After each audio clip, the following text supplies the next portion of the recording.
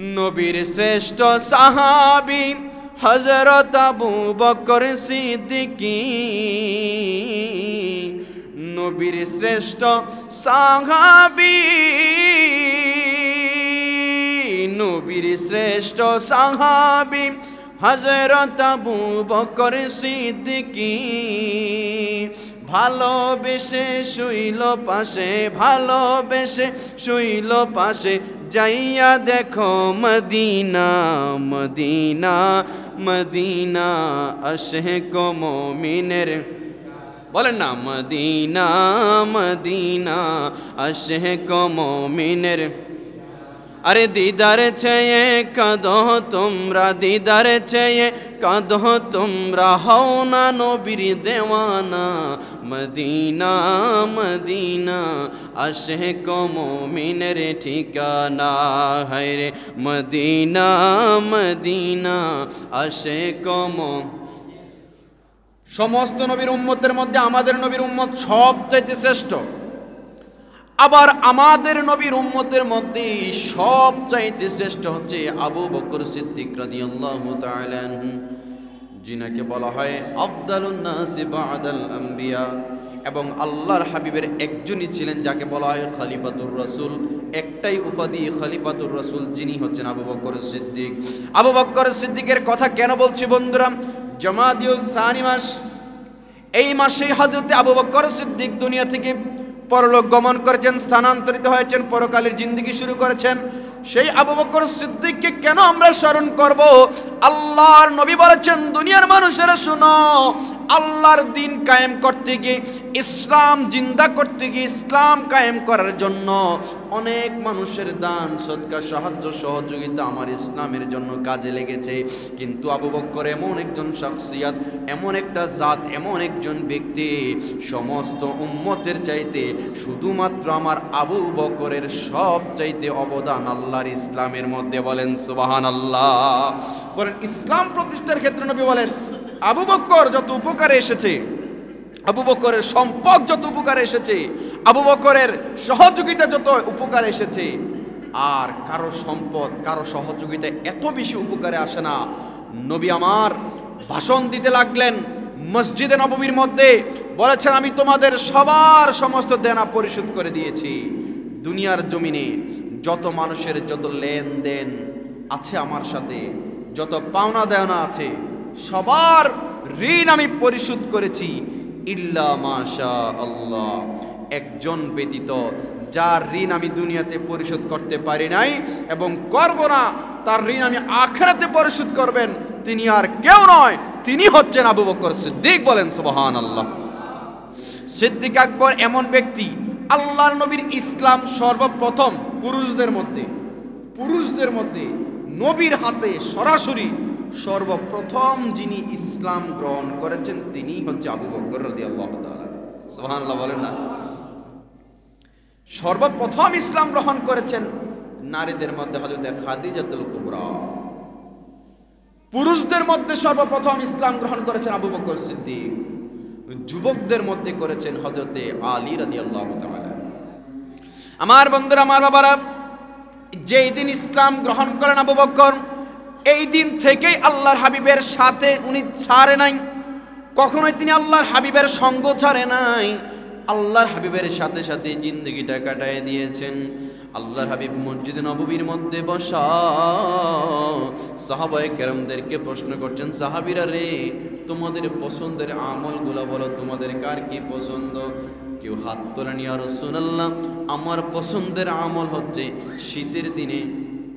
শীতের দিনে যখন গভীর রজনী হয়, কনকনে শীত পড়ে, ওই শীতের রজনীতে আমি ঠান্ডা পানি দিয়ে ওযু করে আল্লাহর রেজামন্দির জন্য তাহাজ্জুদের নামাজ পড়া। কারণ কি বুঝেন? বলে যেই ইবাদতে কষ্ট বেশি সেই ইবাদতের নেকিও।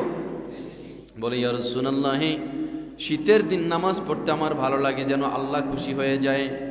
ইয়া রাসূলুল্লাহ, আরেকজন দাঁড়িয়ে গেলেন, ইয়া রাসূলুল্লাহ, আমার পছন্দ হচ্ছে গরমের দিন, তৃষ্ণায় গলা শুকিয়ে যাবে, জিহ্বাটা থরথর করে কাঁপবে, জিহ্বাটা শুকিয়ে যাবে, গলা শুকিয়ে যাবে, দিন লম্বা হয়ে যাবে, রোজা রেখেছি, পানি খাওয়ার জন্য কলিজাটা ফেটে যাবে, কিন্তু তারপরেও পানি খাবো না।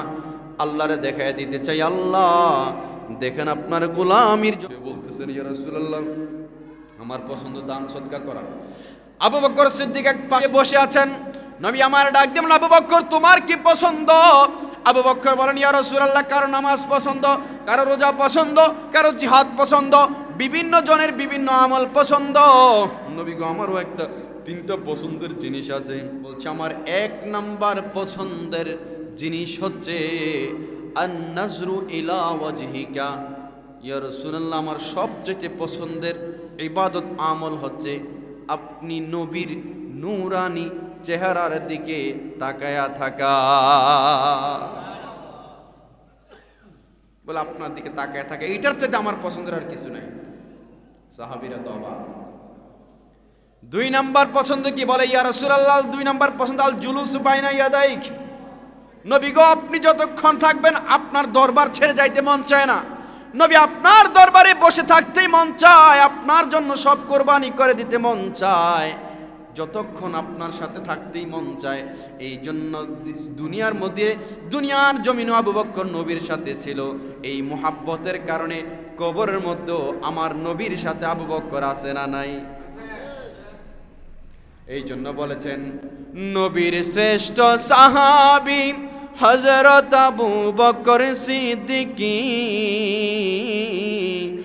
নবীর শ্রেষ্ঠ সাহাবী, নবীর শ্রেষ্ঠ সাহাবী হযরত আবু বকর সিদ্দিকী। ভালোবেসে শুইল পাশে, ভালোবেসে শুইল পাশে, যাইয়া দেখো মদিনা মদিনা মদিনা আশিক মুমিনের। বলেন না মদিনা মদিনা আশিক মুমিনের।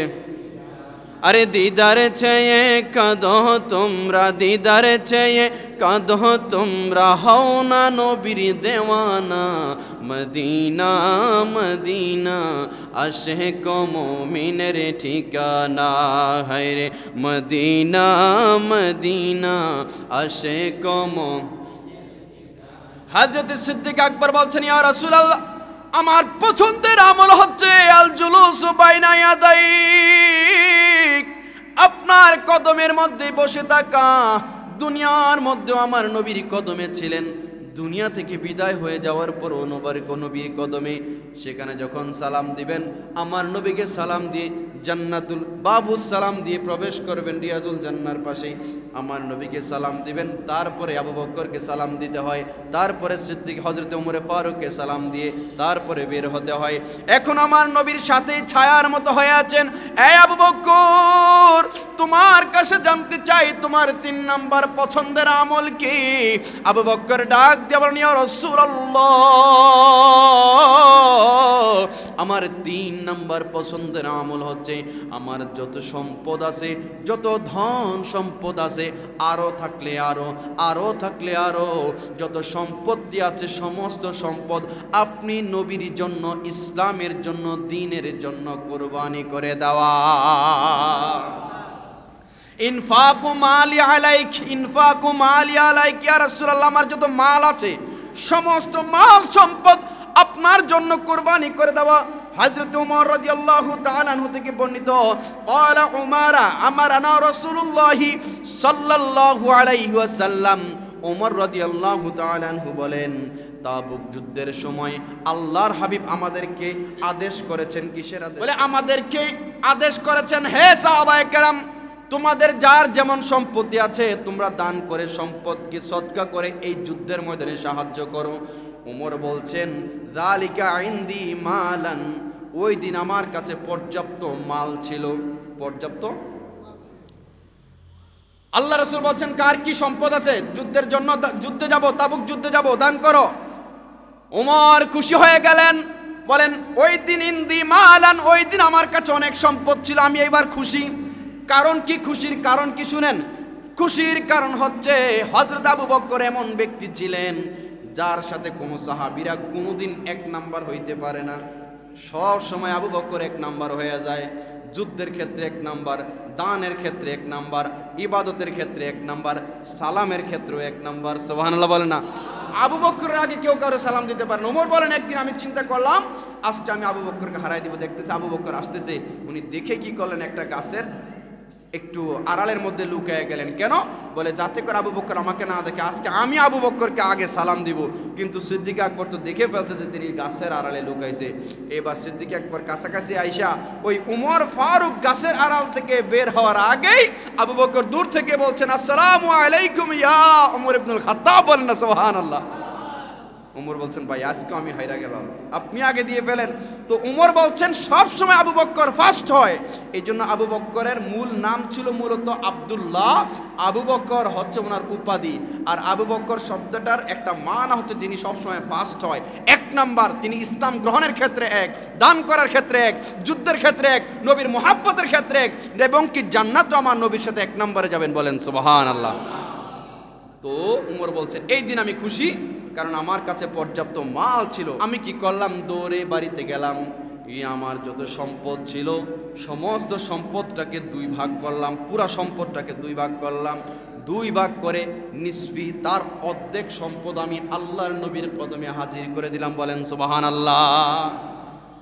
কারণ তখন আবু বকর গরিব হয়ে গেছে, আমি ওই দিন ধনী ছিলাম, অনেক সম্পদ দিয়েছি, পুরা সম্পদের অর্ধেক দিয়ে দিছি।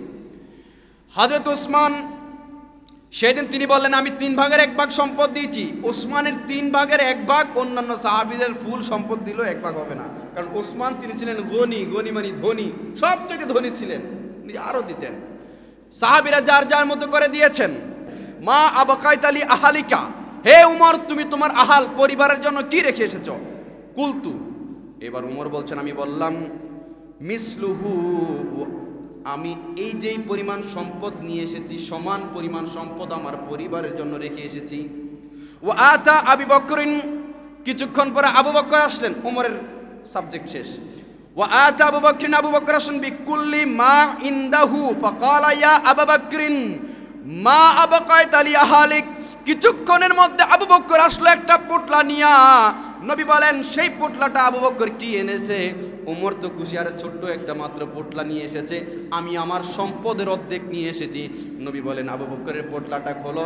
খুলে দেখেন পোটলার মধ্যে কত কিছু কিছু আছে, সব কিছু আছে। আনতে আনতে আনতে আনতে এমনকি চুলার ভিতর থেকে ছাইগুলা পর্যন্ত তুলে নিয়ে এসেছেন। আমার নবীর চোখ বেয়ে বেয়ে পানি পড়ছেন। আবু বকরের গায়ের পাঞ্জাবিটু আজকে গায়ে নাই, পাঞ্জাবিটা পর্যন্ত দিয়ে দিয়েছেন। আবু বকর একটা ছালা, একটা বস্তা গায়ে দিয়ে খেজুর গাছের কাঁটা দিয়ে বোতাম বানায় আটকায় রেখেছেন। এ আবু বকর, উমর তার পরিবারের জন্য অর্ধেক রেখে এসেছে, তোমার কাছে জানতে তুমি তোমার পরিবারের জন্য কতটুকু সম্পদ রেখে এসেছো? ফাকালা, এবার আবু বকর ডাক দিয়ে বলেন ইয়া রাসূলুল্লাহ, নবীজি আবকাইতু লাহুম আল্লাহু রাসূলুহু, ইয়া রাসূলুল্লাহ, আমি আমার পরিবারের জন্য একমাত্র আল্লাহ এবং তার রাসূলকেই রেখে এসেছি। বলে তিনি তার সম্পদ রেখে এসেছে, অর্থাৎ ইয়া রাসূলুল্লাহ আমার যত সম্পদ আছে কি পরিবারের জন্য রাখবো? আমার নবী বলেছেন নিয়ে আসার জন্য, আমার সব সম্পদ নবীর জন্য রেখে এসেছি, নিয়ে এসেছি। পরিবারের জন্য কোনো সম্পদ রেখে আসি নাই। কি রেখে এসেছো? কয় পরিবারের জন্য শুধুমাত্র আল্লাহ এবং তার হাবিবকে রেখে এসেছি। আমার নবীর চোখ বেয়ে বেয়ে পানি পড়ছেন। কিছুক্ষণের মধ্যে জিব্রাইল আমিন হাজির। ও জিব্রাইল, তোমার এই অবস্থা কেন? দেখেন যে জিব্রাইলের গায়ের মধ্যে ওই যে সালা বস্তা এরকম পোশাক পরা। জিব্রাইল এই পোশাক কেন? কয় ইয়া রাসূলুল্লাহ শুধু আমার নয়, আজকে যত ফেরেশতা রয়েছে সমস্ত ফেরেশতারা এই পোশাক পরে আছে। বলে কেন? কয় আবু বকরের এই দানে, এই ইখলাসে আমার আল্লাহ এত খুশি হয়েছেন। আবু বকরের সুন্নাতকে পালন করার জন্য আল্লাহ আজকে সমস্ত ফেরেশতাদেরকে আদেশ দিয়েছেন। আল্লাহ পাক আবু বকরের প্রতি রাজি হয়ে গেছে। বলেন না সুবহানাল্লাহ। আমার বন্ধুরা, আমার বাবারা, এই জন্য আল্লাহ রাসূল বলেন কুলতু, আল্লাহ রাসূল এবার বলেন লা আসবিকুহু ইলা শাইইন আবাদা। আজকের দিনে ও আমার সাহাবীরা শুনো, হতে পারে উমর অনেক সম্পদ দিয়েছে, হতে পারে হযরতে উসমান অনেক সম্পদ দিয়েছে, হতে পারে আব্দুর রহমান ইবনে আউফ অনেক সম্পদ দিয়েছে, হতে পারে অন্যান্য সাহাবীরা অনেক সম্পদ দিয়েছে। যদিও আবু বকরের সম্পদের পরিমাণটা কম, কিন্তু আবু বকরের দানটা ছিল সবটুকু। অতএব সবচাইতে আজকের দিনও 1 নাম্বার আমার আবু বকর। উমর বলে আমি সেই দিনও আমি 1 নাম্বার হইতে পারলাম না, তিনিও মন খারাপ করে ফেলেছেন। এই জন্য আবু বকর তিনি রাসূলের জিন্দেগিটা এইভাবে কাটায় দিলেন। জিন্দেগি কাটাতে কাটাতে শেষ সময় যখন চলে আসলেন, আমি খুব সংক্ষিপ্ত করছি, শেষ সময় যখন চলে আসলেন হযরতে মাওলা আলীকে ডাকলেন, আলী তোমার সাথে আমার একটু জরুরি কথা আছে। বলে ভাই কিসের কথা? আলী আমার মন বলছে আমি মনে হয় আর বেশি দিন দুনিয়াতে থাকবো না। আলী রে, আমি তো দুনিয়াতে আমার নবীর সাথে ছিলাম, নবীর বিরহ আর কত আমি থাকবো, আমি আর পারছি না, আমার মনে হচ্ছে আমি খুব দ্রুতই দুনিয়া থেকে বিদায় নেব। আলী ভাই তোমার কাছে আমার কিছু নসিহত, কিছু ওসিয়ত করে গেলাম, আপনি যদি আমার এই ওসিয়তগুলো পূরণ করেন আপনার প্রতি কৃতজ্ঞ থাকবে। বলেন কি? বলে ভাই আলী তুমি তো আমার নবীর ইন্তেকালের পরে গোসল দিয়েছিলা। হ্যাঁ দিয়েছিলাম। কই তুমি যেই হাতে নবীকে গোসল দিছ ওই হাত দিয়ে আমি মারা গেলে আমারও গোসল দিও। কই তারপর? কই ভাই তারপর আমার জানাজা শেষ হবে, জানাজা শেষ হওয়ার পরে সবাই তো জান্নাতুল বাকিতে নিয়ে যায়, কবরস্থানে নিয়ে যায় কবর দেওয়ার জন্য। আমার লাশটাকে অন্য কবরস্থানে নিও না, আমার লাশটাকে ঠিক আমার নবীর রওজার সামনে নিয়ে আমার এই অসহায় এই গোলামের লাশটা আমার নবীর রওজার পাশে ফেলে রেখো। তারপর ফেলে রেখে তুমি আমার নবীর কাছে একটু আবদার জানাবা, ইয়া রাসূলুল্লাহ আপনার প্রিয় সাহাবী, আপনার প্রিয় বন্ধু, যে আপনার হেরা গুহার সাথে ছিলেন, আল্লাহু আকবার, যে আপনার জাবালে সৌরের সাথে ছিলেন, জাবালে সৌর যারা উমরা করেছেন, হজ করেছেন, কত উপরে আমি দেখে আশ্চর্য হয়ে গেলাম। আল্লাহু আকবার, কিভাবে এত উপরে উঠেছেন সেদিন আবু বকর সহ, কিভাবে আল্লাহ রাসূল সেখানে উঠেছেন? ছিল না কোনো রাস্তা, কোনো পথ ছিল না, এত উপরে কিভাবে উঠেছেন? আমার নবীকে উঠার সময় আবু বকর কি করেছেন? কাঁধে নিয়ে উঠেছেন। সুবহানাল্লাহ বলে না? কাঁধে নিয়ে উঠেছেন। এবং সেখানে যাওয়ার পরে ঠিক যখন গুহার মুখে গেল, সময় অত্যন্ত কম, আবু বকর নবীকে বলছেন, ইয়া রাসূলুল্লাহ আপনি একটু দাঁড়ান, আমি একটু ভিতরে আগে যাই। বলে কেন?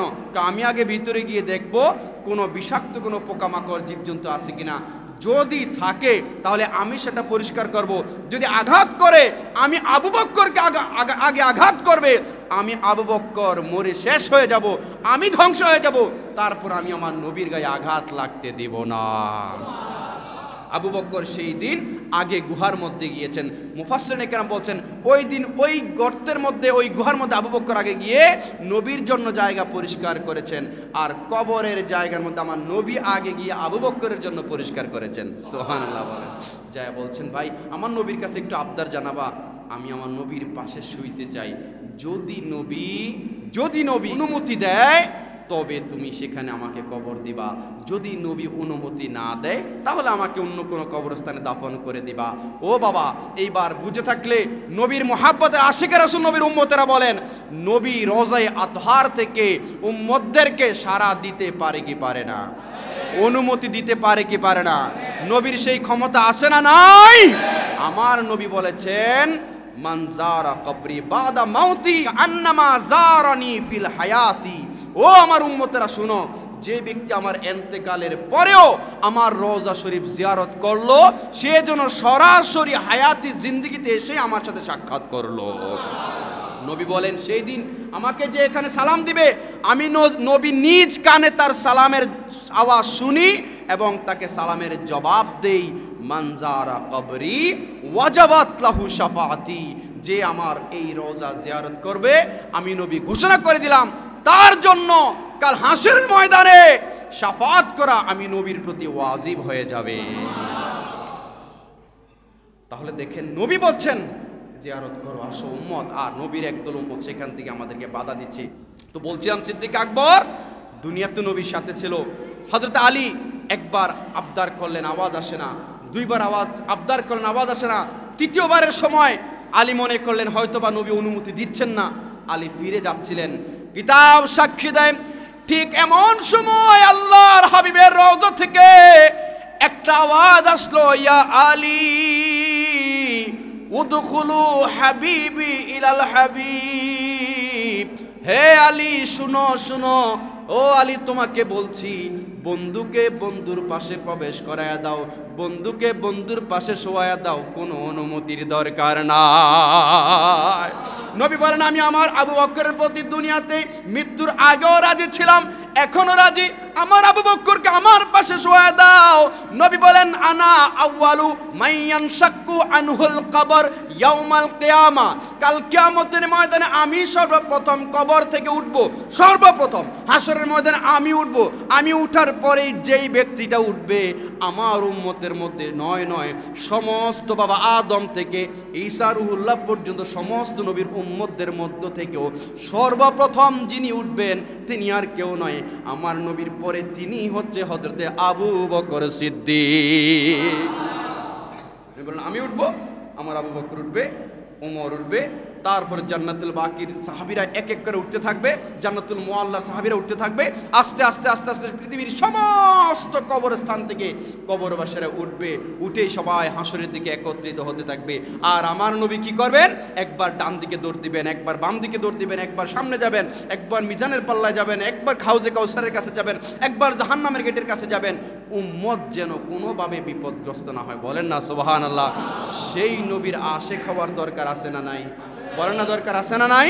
এই জন্য আবু বকরকে অনুসরণ যদি করেন, আবু বকরের জীবনে যদি দেখেন, দেখবেন নবীর জন্য কিভাবে জীবনটা কোরবানি করেছেন। আমরা যাতে করে সাহাবীদের মতো নবীর প্রেমিক হতে পারি, নবীর আশিক হতে পারি, সত্যিকারে নবীর আশিক রাসূল হয়ে নবীর দিদার অর্জন করতে পারি, কাল কিয়ামতের ময়দানে যেন নবীর শাফাত পাই, আল্লাহ যেন কবুল করে। বলেন আমিন।